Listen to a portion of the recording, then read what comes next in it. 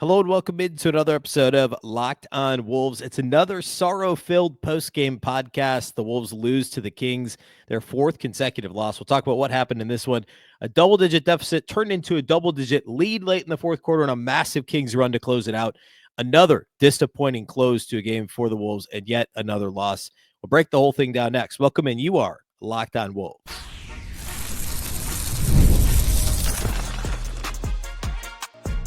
You are Locked On Timberwolves, your daily Minnesota Timberwolves podcast. Part of the Locked On Podcast Network, your team every day. Hello and welcome to the Locked On Wolves podcast, part of the Locked On Podcast Network, your team every day. My name is Ben Beecken. I'm the host of Locked On Wolves. Today's episode is brought to us by FanDuel. You can start your season with a big return on FanDuel. New customers can place a $5 bet.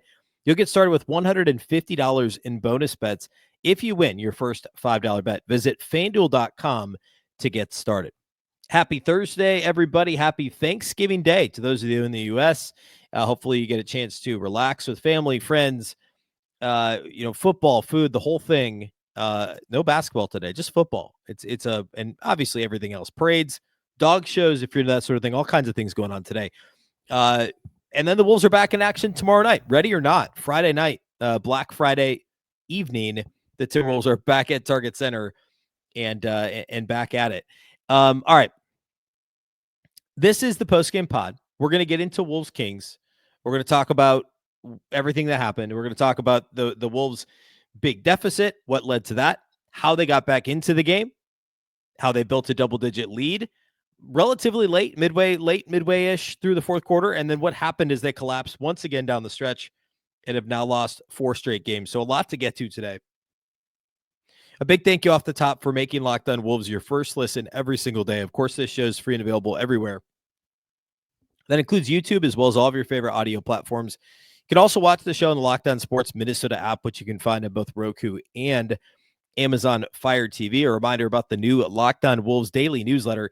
You can sign up for a one-stop for Ultimate Team and League coverage delivered right to your inbox every day, Monday through Friday. Sign up for free now at LockedOnDaily.com. That's LockedOnDaily.com. Start your day with the all-new free Locked On Wolves newsletter. Okay. So, the Timberwolves have now lost 4 straight. They never lost 4 straight last season. Remember, they didn't even lose 3 straight in the regular season. This is how I opened the show yesterday on Wednesday. I thought, hey, they've matched their longest losing streak of last year, period, including the playoffs. Yeah, I don't know. I didn't think I'd have to open this way today, too. This is now a longer losing streak than they suffered at any point last season, regular season or postseason. They never lost 4 games in a row. They've lost 7 out of their last 9 games. And along the way, there's obviously been some bad ones of those 7 games. That, of course, includes the Raptors game. It includes the going all the way back to the Jimmy Butler-less Heat game. The, all the late collapses we've had along the way.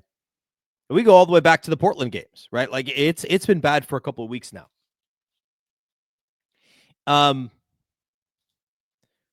This game did not follow the exact same script as a lot of these other losses. This was it was a close game for the first quarter and a half. Teams are kind of trading punches. I don't know. I thought the Wolves played pretty well the first quarter and a half. So it wasn't like they were completely on their heels to start the game. But things got ugly after about the first quarter and a half. The offense started to get stagnant, as it does for the Wolves. Actually, when Ant was off the floor and he was taking his rest, and then he came back in the game and he tried to save things by going hero ball, right? Just taking everybody on.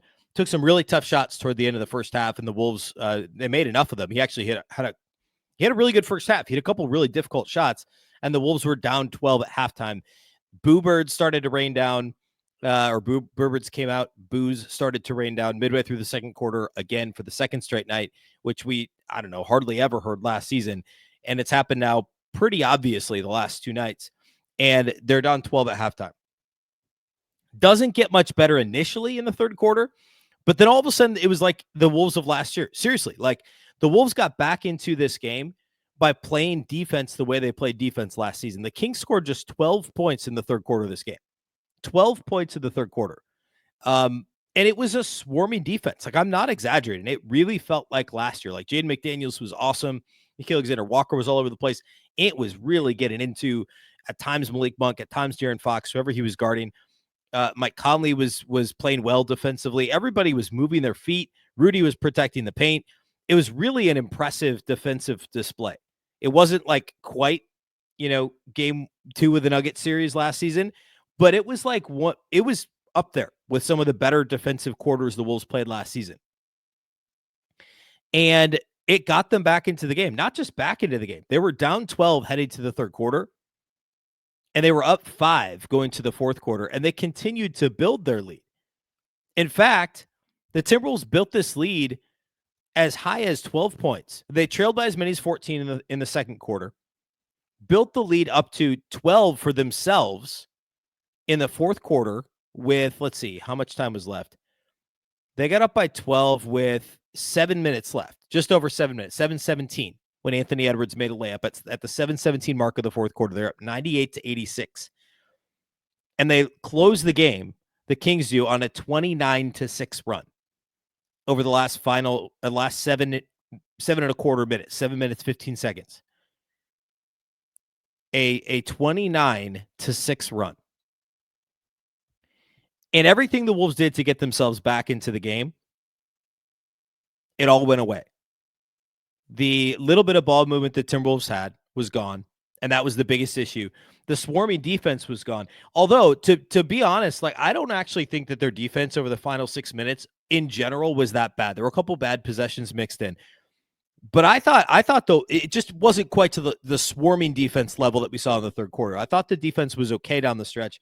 The Kings made some tough shots. Like De'Aaron Fox's shot that he made that basically it kind of felt like he sealed it. What was that? With like a minute and a half left, minute 45 left. I guess it didn't quite seal it, but it pushed it. Anta just hit a shot to make it a 3-point game. Fox hits a 3 to make it a 6-point game with 1:46 left on the clock. And like, Jaden was in his jersey. And the shot that he made, that Malik Monk made the possession before that, was a tough mid-range 2-pointer that I think Ant was, or maybe it was Nikhil, I think, was all over Monk. That pushed it from a 3-point lead to a 5-point lead. And the 3-pointer before that from De'Aaron Fox was on a bit of a scramble after an offensive rebound. That was the one where, backtracking just a little, it was a tie game with 3.5 minutes left. Conley makes a bad pass, gets stolen. Crowder misses a 3 that Jaden contests, but then Jaden starts leaking down the floor instead of staying back to the rebound, and the ball bounces basically right in the area where he vacated, or would have been had he crashed the glass, and it gets back to De'Aaron Fox. Malik Monk grabs the rebound, gets it back to Fox. Fox knocks it down. That gives the Kings a 3-point lead, and of course, they never look back from there. And then after that, they make a couple consecutive really tough shots. This was really more about the Timberwolves offense completely going inside its shell. And there were stretches where the bench unit was kind of pulling the Wolves along. We also saw, as part of, I should go back to like some of the defensive issues we saw Minnesota have as the Kings built this lead in the second quarter. Was, I mentioned the point of attack defensive issues, but when Rudy was off the floor, the Wolves could not protect the paint. Like, Nas had some rough moments defensively. Nas had some rough moments rebounding the basketball. Julius Randle, same for both, especially defensively for Julius.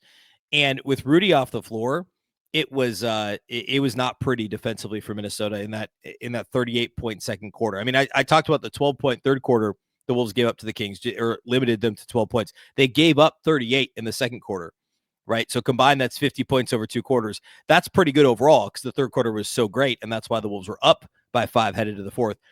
But for as good as they were in the third, that second quarter was brutal. And again, down the stretch, the defense was okay.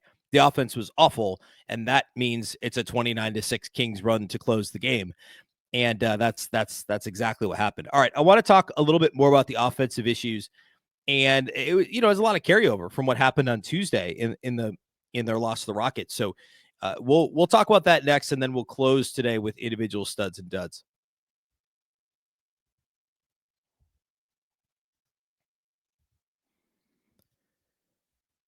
Today's episode of Locked On Wolves is brought to us by our title sponsors over at FanDuel. Get ready to tackle the NFL action with FanDuel, America's #1 sports book. Right now, new customers can bet $5 and get $150 in bonus bets if you win. The FanDuel Sportsbook app gives you everything you need to place live bets on the NFL all in one place. So when you get a hunch in the middle of the game, you can check out the latest stats, view live play-by-play, and so much more on the same page that you place your bets. As of right now, that Lions line for the Thanksgiving Day game, not sure when you're listening to this on Thanksgiving, it's obviously early. It's like, what, an 11:30 kickoff, something like that. I think it's 11:30 a.m. Central. The line was Lions 10.5. Lions minus 10.5 when I recorded Wednesday's show. It's now minus 9.5 at Detroit against the Bears. So Bears plus 9.5. I don't know that I would. I said at 10.5, I'd maybe take the Bears. At 9.5, I like the Lions, to win this thing by 10-ish points. So I don't know about that one. It's maybe a stay away for me. And the money line's only minus 500. That Giants-Cowboys game is still Cowboys minus 3.5. That one would make me nervous. Packers at home against the Dolphins is also Green Bay minus 3.5. I don't mind that. Miami going to Lambeau Thanksgiving night. I don't know. I'd probably go Packers minus 3.5. I'd stay away from Giants-Cowboys and probably also Bears-Lions if I'm being honest about that matchup. That one looks tricky. Anyway, go check that out. Of course, there's also a game Friday too. That's Raiders Chiefs minus 12.5. Go check it all out at FanDuel. You can visit FanDuel.com to join today. You'll get started with $150 in bonus bets if you win your first $5 bet. That's FanDuel.com. Never waste a hunch. Make every moment more with FanDuel, an official sportsbook partner of the NFL. All right. Let's talk a bit about this stagnant offense. I talked about this after Tuesday's game, and we also covered it on the Minnesota basketball party, which hopefully you watched on YouTube or listened to on Wednesday. Myself, Jack Borman, Ron Johnson, the Ron Johnson Show, and Sam Ekstrom of Locked On Sports Minnesota. We talked about the offense. It oftentimes starts when Ant's not on the floor, and it's like it's when Randle's on the floor with some bench guys. And it just turns into dump the ball into Randle. He does what he does. Sometimes he scores. Sometimes he doesn't. Sometimes he tries a pass that's not helpful. And that's what happens. Then Ant comes back in and he feels like he needs to take over because the Wolves are, down or whatever. And then kind of, the same thing happens, but with Ant. And then it's a little bit of a my turn, your turn. We saw a couple of instances in this game. Randle, Ant dribble handoff, and then Randle gets the ball back. Tries to throw a bounce pass to Ant, who's cutting, but he doesn't lead him. He throws it behind Ant. So then Ant's got it, try not to travel, tries to force a shot, draw a foul. Just a messy possession, right? Another game where Julius has 4 assists, but he also has 4 turnovers. And he scores 21 points on 14 shots, which is good efficiency. But the 4 turnovers aren't great. He was only 1 of 5 on threes. And the box score doesn't show just how stagnant the Timberwolves offense was. They had 25 assists on 33 made field goals in this game. The Wolves also only had 4 offensive rebounds, which is also can be a byproduct of an offense with no movement. Why? Because guys are playing iso ball. Everybody else just doesn't move, period. They're not cutting to the basket, so nobody's naturally headed to the basket on a cut from the perimeter. Guys are just standing around, so they're ready to all right, let's get back on defense. There's not a natural hope or expectation to get the basketball. So nobody's anywhere near the basket when these shots are going up. And there's also there weren't that many shots in the paint for Minnesota in this game. They didn't get into the paint very often. Rudy only had 2 shot attempts in this game. Ant got up 15 twos. He was 5 of 15 only on twos. A lot of tough mid-range shots from Ant. He wasn't getting to the rim a ton. Now, early in the game, he was getting fouled. They weren't calling it. I get it. But still, Ant could have gotten to the rim a few more times. Alexander Walker and DiVincenzo, they don't get to the rim, right? They combined for 13 shot attempts. 12 of them were threes. Only 1 was a non-3-point attempt, and it was, I think, a layup from DiVincenzo. Nas wasn't super active in the paint. It was just a lack of motion, overall movement on offense, which lends itself to less offensive rebounds, less assists, less offense. And ultimately, that's where we landed, right? The Wolves had some good things going, early in the game and then third quarter offensively, but only 18 points in the fourth quarter. They ended up scoring only 104 points on the night. And a lot of it was at the free throw line. That's really what kept them in the game in the second quarter, was how quickly the Kings got themselves into the penalty. And the Wolves ended up shooting 27 free throws in this game. The Kings only shot 15. The Wolves won both the free throw battle and the three-point battle, but the Kings won the paint battle. The Wolves made 13 more free throws than the Kings, and they made 2 more threes than the Kings. So add that up.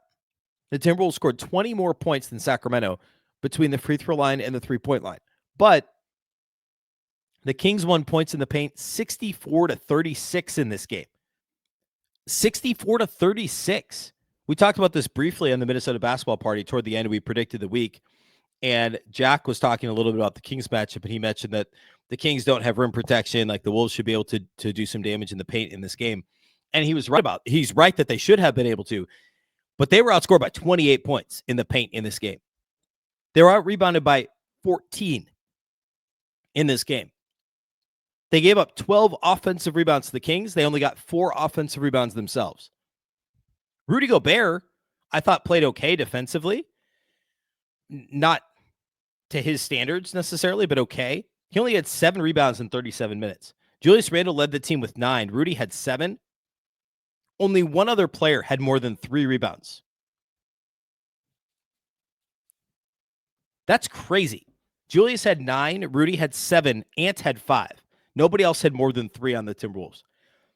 A lot of those intermediate rebounds, those rebounds that land around the free throw line extended, middle of the floor, those are 50-50 balls, essentially.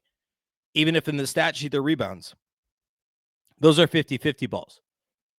And the Timberwolves failed to get those in this game. And it allowed the Kings to just kind of, get those second chance opportunities. Again, 12 offensive rebounds for Sacramento. Both teams, were roughly the same turnover-wise. Fast break points, the Kings killed the Wolves in that category, which isn't surprising, unfortunately. It's to be expected in this matchup. It's what the Kings do really well. De'Aaron Fox is extremely fast. And the Wolves just struggle with their transition defense. So it comes down to, again, the Wolves winning the free throw battle. They win the three-point battle. Turnovers are close to equal. Points off turnovers are close to equal. Fast break points, offensive rebounding for the Kings, and just getting absolutely murdered on points in the paint. And by the way, that's not only an indictment on Rudy Gobert. That's the perimeter defense as well. I thought Mike Conley, besides some, that third quarter stretch, thought he struggled defensively. It's his first game back after missing 3 with the toe injury. I thought Jaden was good defensively in this game. I thought DiVincenzo really struggled.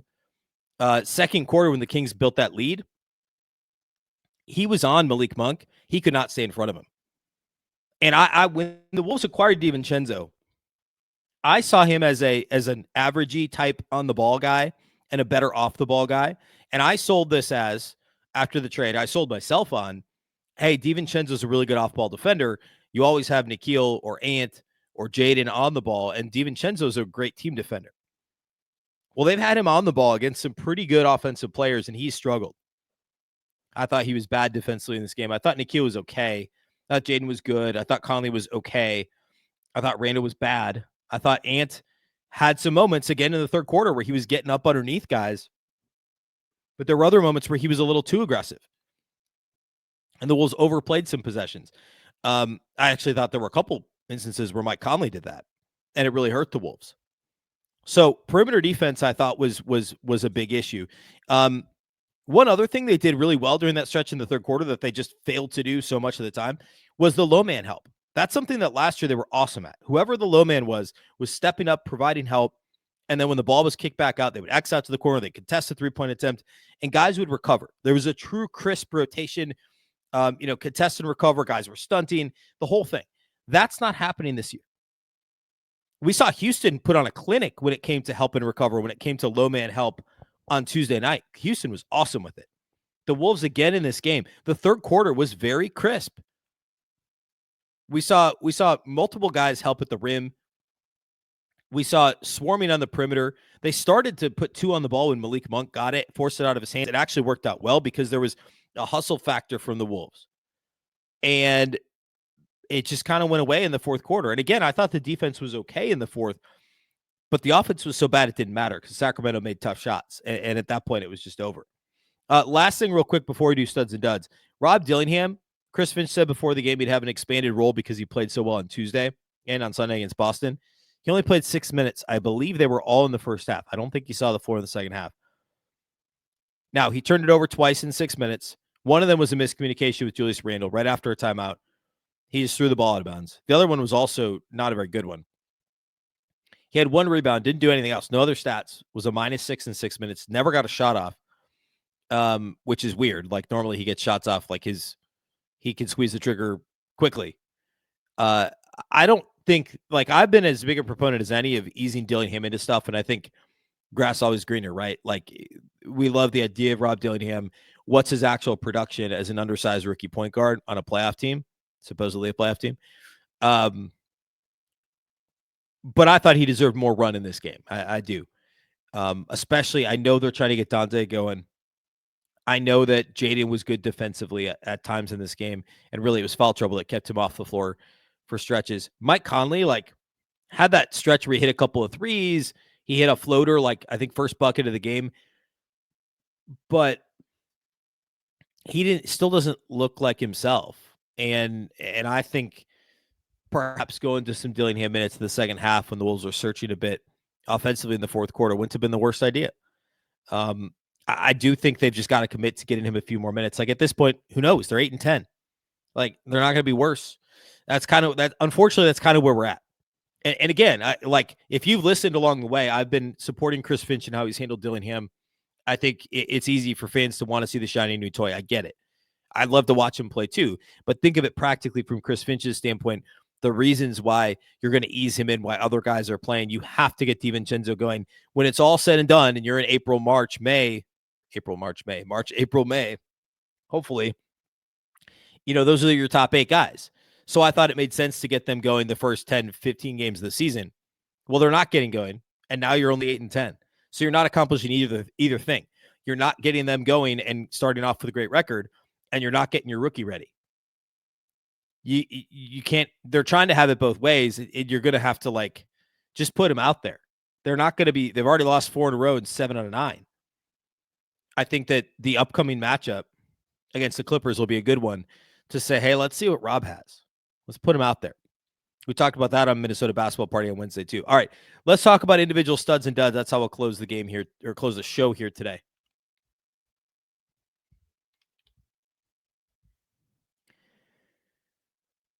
Today's episode of Locked On Wolves is brought to us by our friends at Skylight Frames. Are there people that you want to celebrate with this holiday season and stay connected to despite being far away? If you're missing someone this holiday season and want them to be a part of your festivities from afar, or just wish they were close to you, I get that. I don't live in Minnesota anymore. I've got a lot of family. My wife and I have family in Minnesota, and we miss them throughout the holiday season, Thanksgiving all the way up through Christmas. Look, I got the perfect gift idea for you, and it's Skylight Frame. Skylight Frame is the touchscreen digital photo frame your whole family will love. Upload thousands of photos with your phone and watch them appear in seconds. It's super easy to use. Setup takes less than 60 seconds. You can also seamlessly share by inviting friends and family to easily share photos via the free Skylight mobile app or email with no account or subscription required. You can add new photos straight from your phone from anywhere. It just takes a tap on your phone to send new photos to a frame across the country. It's the fastest, easiest way to keep loved ones in the loop. They'll feel so much more connected to you. And the touchscreen itself is a game changer. You can swipe through photos on the frame, tap to see new photos sent, tap the heart button to say thank you to the sender, and more. Right now is a special limited time offer for our listeners. You can get $20 off your purchase of a Skylight Frame. You go to skylightframe.com/NBA. That's Skylight Frame, SKYLIGHTFRAME.com/NBA. Get $20 off your purchase right now at skylightframe.com/NBA.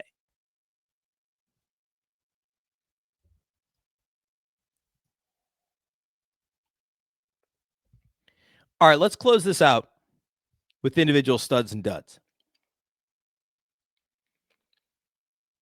This is actually pretty tough after this game. I don't know that anybody individually played all that impressively for Minnesota. Nickeil Alexander-Walker was probably the best all-around player on the floor. You could argue like he was up there on Tuesday too. 17 points and only 6 shots for Nickeil. He was 5 of 6 on threes. after hitting some weird like mid-rangers, he's shot more mid-range shots this year. He made a few of those on Tuesday. Every single one of his shot attempts in this game, officially, he was fouled on one that was a two-pointer. But all 6 of his field goal attempts were 3-point attempts, and he made 5 of them, made a couple of free throws. 17 points on 6 shots. It does not get more efficient than that. 3 assists and no turnovers, plus 2 blocks and a steal. Not a point guard. We know that. But he's performed admirably when pressed into those duties. He actually was, besides Dillingham, he was only 8th in minutes in this game for Minnesota. He was in a little bit of foul trouble, but he had 4 fouls in 20 minutes. But he should have played more. Again, Jaden foul trouble combined with Conley struggling. Like, I don't know. Maybe it's playing small, like playing smaller. And putting Randle on the bench a bit, or we've talked about the Wolves playing bigger, putting Nas at the 3. I don't know what it is, but rotation wise, they got to keep tweaking some stuff. He certainly played better than Donte DiVincenzo over the past couple of weeks, but I thought he was really good in this game.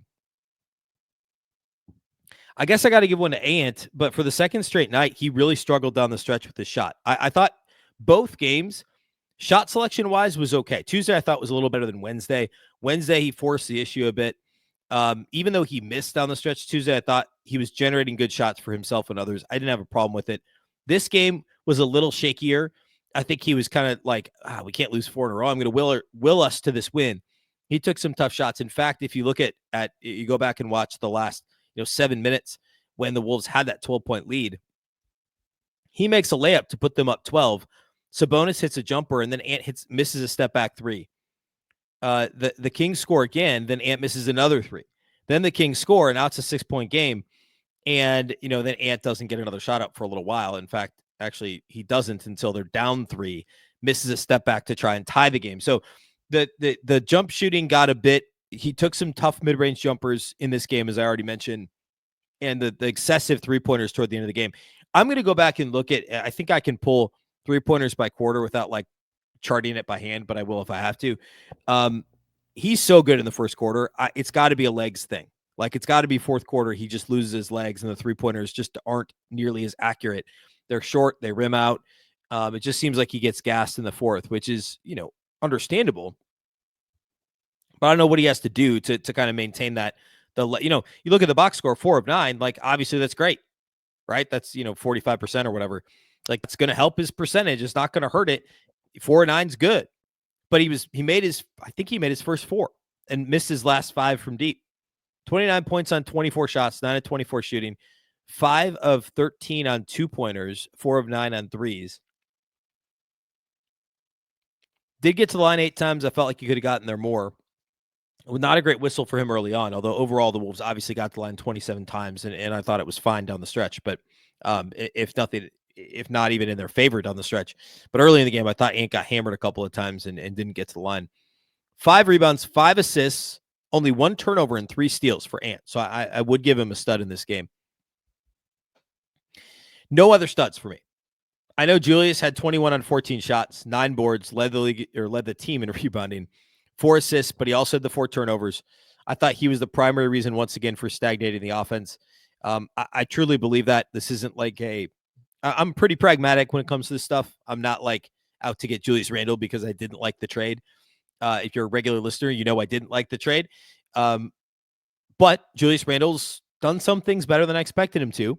And I'll credit where credit's due. He's had some nice games. He's had some nice moments, obviously the buzzer beater. But the last couple of games, he's been a primary reason for the offensive stagnation. And he's an easy, besides Jaden McDaniels missing open shots, I don't know what there is, to point to. Nas has been okay the last couple of games. Julius is really kind of mucking the offense up a little bit. And the Wolves have to find a way, if it's starting Nas, which I'd be surprised if they did, or staggering Julius and Ant a little bit more, I don't know what it is. But Julius Randle did not, he was fine in this game, but doesn't show up in the box score. I think he was a primary reason for some of these offensive struggles in the second half. Duds, I'm going to go Donte DiVincenzo again. 5 points on 7 shots, 1 of 6 on 3s. Finally hit a 3. It was a corner 3 when the Wolves were building that lead. I think it was late third quarter, which was nice. But he missed every other 3-pointer he took. 3 assists, 2 turnovers, 3 rebounds for Dante. Just still searching to find it as a Timberwolf. Nas was okay. Missed all 3 of his 3-point attempts. I thought he was pretty good overall, although I talked about the defensive struggles. That wasn't great. Rudy not involved offensively. He had 9.7 rebounds, 4 blocks in this game, plus 3 assists and no turnovers for Rudy, but he only had 2 shot attempts, was 5 of 6 at the line. Jaden was awful offensively, missed all 3 of his shots, including he missed a 2 that would have gotten the Wolves to within 3 after he, gave up that 3 to De'Aaron Fox, where he had good defense, but Fox made it over him with about a minute 45 or so left. Then Jaden missed a tough 2 on the other end and missed 2 open threes. I mean, that was his game offensively. I thought he was good defensively. He was active, except for the foul trouble. So, disappointing result once again for Minnesota. At this point, you got to try some stuff. The schedule's about to get real tough. They get the Clippers Friday, which is obviously a winnable game. And then they get the Lakers. They stay home over the weekend, Saturday, Sunday, no games. They get 2 nights off. And then they play the Lakers on Monday. The Clippers, by the way, right now are 12-8. I say it's obviously a winnable game. It is, especially compared to some of these upcoming games. So is the Lakers game. But then they go at LA, at Golden State, and then you get the week where we don't know who the Wolves will be playing yet because of the NBA Cup. So again, I think 2 games added during that week. And then they go Knicks, Golden State, and then we're to the week of Christmas. So there's a couple games in there we don't know yet who the opponents are and where they'll be played and everything, but it's a tough schedule. And I said this on Wednesday's show. They got to win 2 out of these 3, the rest of the homestand. Well, they already lost 1. So now you got to beat the Clippers Friday. You got to beat the Lakers Monday and be back at 500 when you go out on the road to the West Coast next Wednesday night.